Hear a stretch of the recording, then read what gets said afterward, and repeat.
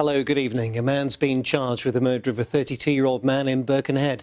Ian Maddox was found with stab wounds at an address on Whetstone Lane on Friday and taken to hospital where he was pronounced dead. 26-year-old Doug Plumpton's been remanded in custody and will appear in court tomorrow. Man who crashed his scrambler bike into a wall in Merseyside's died. 24-year-old Adam Egan was critically injured outside the Farmer's Arms in Fazakerley on Tuesday. Despite fighting for his life in hospital, he died yesterday. An event's been held in Buxton today, marking 100 years since the RAF was formed. A permanent memorial was unveiled, made of limestone from a nearby quarry.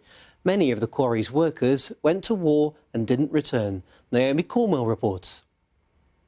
They gathered in Buxton's Memorial Garden to mark both this year's centenary of the end of the First World War and the 100th anniversary of the formation of the Royal Air Force. It really came to fruition in the First World War, and they saw how useful it was and that it was very specialised and needed its own service. And that's why it's created on the 1st of April 1918.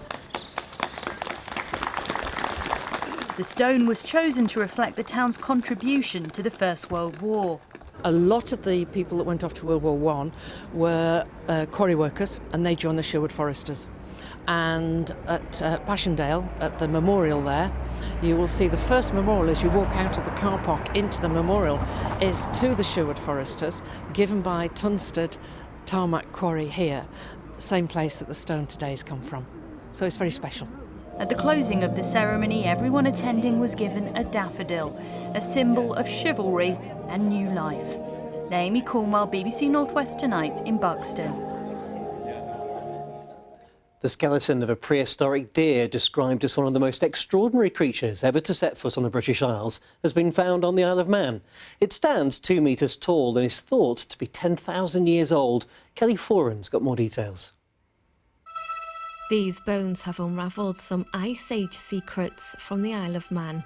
This is a megaloceros, or giant deer. The CGI footage here shows what prehistoric clashes might have looked like. It's a rare find. Something this complete hasn't been found here for quite a long time, probably nearing 100 years or so. So we all kind of hot-footed it down there. So there was 3 of us on the beach and all sort of trying to dig it out within the day. Recent bad weather has caused the Kirkmichael coastline to erode. The remains fell off a cliff edge and landed on the beach, a lump of clay breaking open to reveal the skeleton. The Bradley family stumbled across them but had no idea what they'd found. My mum was suggesting all sorts of different things. We did mention a deer, we mentioned a cow or maybe a horse, but on reflection that seems a bit silly now. The sheer size of it was the thing that stood out the most. Its rib cage was no enormous. Only 2 other deer skeletons have ever been found on the island, this one discovered in 1897, and it's been a prize exhibit at the Manx Museum for decades. We are just keeping these bones as protected and static as possible. We're keeping them in conditions to help preserve the information that they have. Scientists will now analyse them to see what else they might reveal. Kelly Foran, BBC North West Tonight, the Isle of Man. Right, more bad weather on the way, I'm afraid. Let's get the forecast from Sarah Blizzard.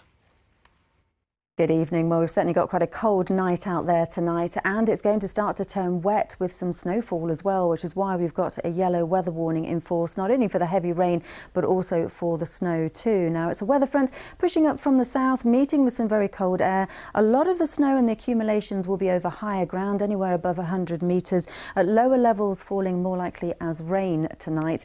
But that continues through the early part of tomorrow morning as that colder air stays around across the northwest. The transition comes in though into the afternoon, where we do find that it starts to turn more to rain, some heavy bursts of rain around, and you see the difference in the temperatures from the northern parts with the single figures to around sort of 10, maybe even 11 Celsius into the afternoon tomorrow. And the outlook for the next few days is turning milder.